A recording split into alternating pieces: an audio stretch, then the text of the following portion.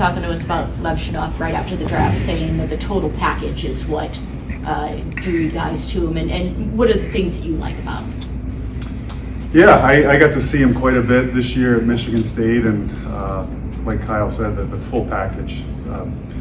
Good size, great skater, and he has that it factor where he wants the puck, he wants to be a difference maker, he wants to be out there in the most important times of games, and he's not a liability defensively. I think that's a key for defensemen, that he has that 200-foot game. So nothing but everything to like about him. What are the advantages of having him, say, in Rockford versus at Michigan State? Just how much more control do you have over someone's development when they're in the program, so to speak? Yeah, that part of it, obviously being able to be hands-on every single day is a huge bonus. That is the line that we walk with our amateur prospects, is the realization that they all play for other coaches. They're all playing in different systems. If we have the ability to have him in-house and our great staff in Rockford, our development staff, working with him on a daily basis to start to close that gap between where he is and where he needs to go, then I think it's only bonus. Mike Donahue was saying that he's kind of behind the curve in a good way, and that he's only been over here for 2 years, and that he kind of has more room to grow than the average 18-year-old. Do you feel that way? 100%. Yeah. You see him, met him at the draft in person for the first time, and then seeing him here in workout gear. You see the frame, but you still see the potential to fill out that frame and build muscle. That's only going to lead to him getting better as a player, and then being over here in North America, playing the North American game, different from over in Europe. He's only going to get more comfortable with that, and like the previous question, being in the pros, that's a process. Learning the pro game is a process that every young player goes through. So the sooner he can start to gain that experience and get comfortable over here, it's only going to benefit him. Is there something that you want the other young prospects to learn about the European game from Artie, or vice versa? No, I don't think we look at it that way. This week is all about, I think that was a great benefit last year, not having any ice. It gives them an opportunity to get to know each other better, more from an off-ice standpoint, a non-hockey related standpoint. They bonded real well, and all of them, when they left here last year, talked about how it was great. They got to know guys in a way that they were never afforded in the past with the on ice. Because as long as there's ice, that they're all competitive guys. That little bit, they're never fully able to let their guards down. So gives them an opportunity to know each other better. And if some of that is how they play in Europe and ways that they can maybe put that into their games when they do get back on the ice, then maybe. But it's not an intent of ours. After free agency, there's suddenly a lot fewer spots for young guys in the NHL for this team this year. Do you like it when guys have to kind of over-ripen in the AHL and, kind of like Alex Vlasic did? Is that sort of the idea behind all this? Yeah, I think it's about competition. You see, that's what we, I think, have tried to create as our prospect pool gets deeper, it's creating more competition, and our scouts do a tremendous job vetting these guys, and that's the foundation of the Blackhawks, is a high compete level. So when you have more competition, it allows the cream to rise to the top and push each other in a positive way, get more out of each other. So to me, that's the greatest benefit of having maybe less spots and more guys competing for less spots. Allows the cream to rise to the top and maybe take themselves to a different level. But can the cream rise to the top when there's kind of a ceiling over their head? Like, are they going to? Is the team going to be willing to bench veterans for young guys that are knocking on the door? Well, there's always going to be spots, and there's development plans in place, and it will get to the point where the best players are going to play. So that's, I mean, we say, how do you know when a guy's ready? They'll tell us based on their play. So it's just because there's veteran guys here doesn't mean that that's not allowing the cream to rise to the top. There's going to be 1 or 2 or 3 or a handful of spots that are still up for grabs that are open to anybody. So let's see who grabs those spots, who earns it. Sam Renzel had a lot of room for growth when he was drafted physically and technically. What progress have you seen from him? Yeah, he had a tremendous year, and then just seeing him here this week, really evident that he's put in a lot of work so far this summer. He's filling out, looks great in the gym, and it's, I think from a confidence standpoint, the great year that he had in Minnesota this year,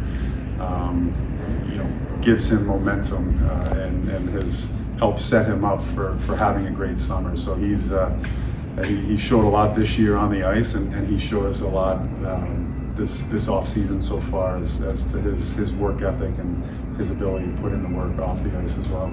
How different is evaluating a prospect when they've got a full season of college hockey, and especially in a conference like the Big Ten, versus what you're getting out of guys in the USHL or junior? Yeah, it's an easier evaluation. Yeah, 'cause college hockey is so deep. It's such a high level. So just through doing this for many years, you kind of have comparisons how guys looked at certain levels, and the closer you get to the pros, to the NHL, I think the easier gauge it is to see where he is currently, how much further he has to go. So it was great to see the year that he had this year. He hit the ground running and really never looked back, and just continued to gain confidence. And then the World Juniors, the success that he had there, and how he just got better every single game, took on a bigger role. He just really carried that into the second half of the season. Are there lessons to be learned with Reichel's season last year, kind of going up and down, and not just for him, but for how you treat prospects in the future? And what is the plan for him this fall? Yeah, I mean, we're always looking to learn, just as we talk to our prospects, try to find ways to get better. We are as well. And I think for young players, I think the more stability you can give them and consistency, I think you try to limit the up and down as much as possible. But it's pro hockey. Had a string of injuries last year, like I've never seen before. So it's gonna maybe expedite or call guys into certain situations sooner than maybe ideal. But that's a lot of what this week's about. Not always focusing on the on ice is helping them be prepared for the situations that they're going to be thrust into, and not thrown to the wolves, so to speak. So. But like I said, with the experience, a lot of players are going to have those experiences, and they're only going to get better. When you see a guy like Gustav Forsling, just like a massive leap in his late 20s, does it make you rethink the process, or is that an outlier where it's like you can't think every guy still has that in him at 24, 25, 26, 27? No, I mean, I think if anything, it's just a reminder that, and what we tell these guys is everybody's path is different. Some guys make it early, some guys it does take them 5, 6, 7 years, and maturation happens at a different speed for everybody. And for Gustav, the talent, the skill was always there, but maybe the adjustment to North America, the maturity level with him, getting comfortable over here, didn't happen, until 4 or 5 years later. And you hope it's not the case, but sometimes young players with a lot of talent, their biggest wake-up call is when they do get traded or they do get put on waivers. So it's a big part of what we're trying to do is say, don't wait for that moment. Have that sense of urgency now, because sometimes you don't get a second chance. And fortunately for Gustav, he did get a second and third chance, and he made the most of it. With Ryan Green going back to college, were you selfishly hoping that he would turn pro, and what can he learn as a third year there at Boston? Yeah, I mean, he's gonna develop regardless, just because of who he is. Was he ready for the pros? Could he have taken that step? I think he could have, yeah, and we told him that. But like I said, with his character, his work ethic, good spot at BU.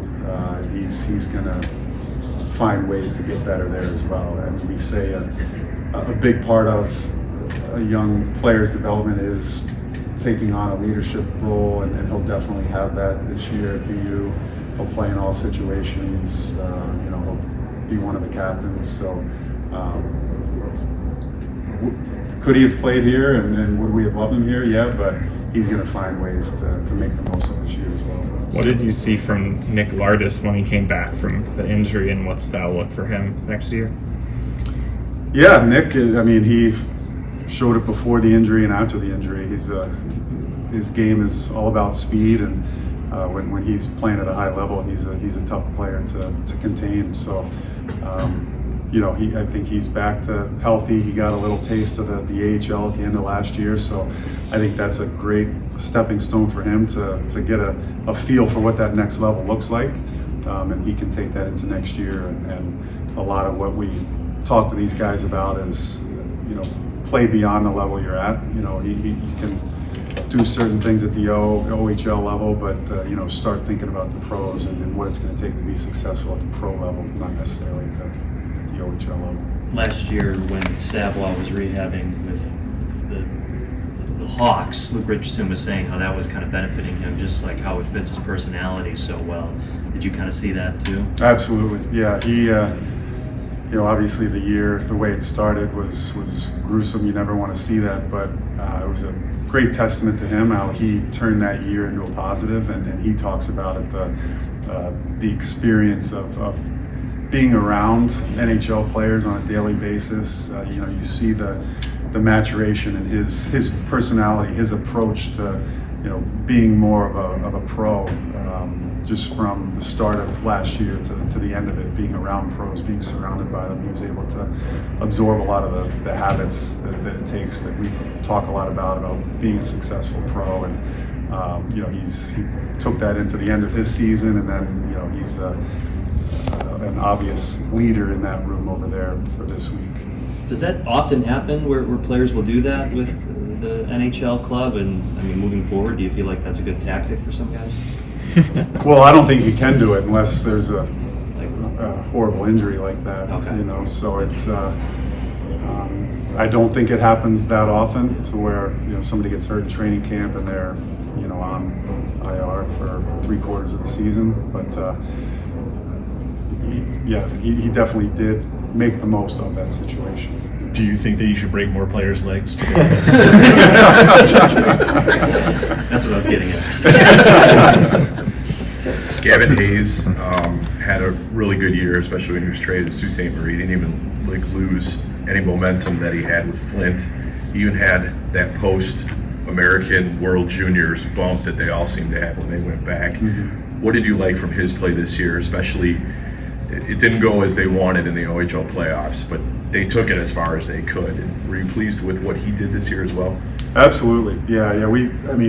Again, what this week is all about with No on Ice is that physical development. And when he first came in, and then even last year, set some goals about how we can start to fill out his frame, add a step to his stride, and he's been coachable every step of the way, and it was evident going into last year that he had put a lot more emphasis on his off-ice training, had taken a step physically, and he's always had a head for the game. Offensively, his instincts are as good as anybody's, but coupling that with an added step, little being stronger on pucks, being able to absorb hits, really helped him take his game to another level, and we're excited to see what he can do at the pro level. How much from last year's development camp, where you guys chose to go off ice, did you see the dividends in guys like him and other players, where it kind of gave them, I don't want to say like a reboot, but it kind of a refreshing thing where it went for the whole mind,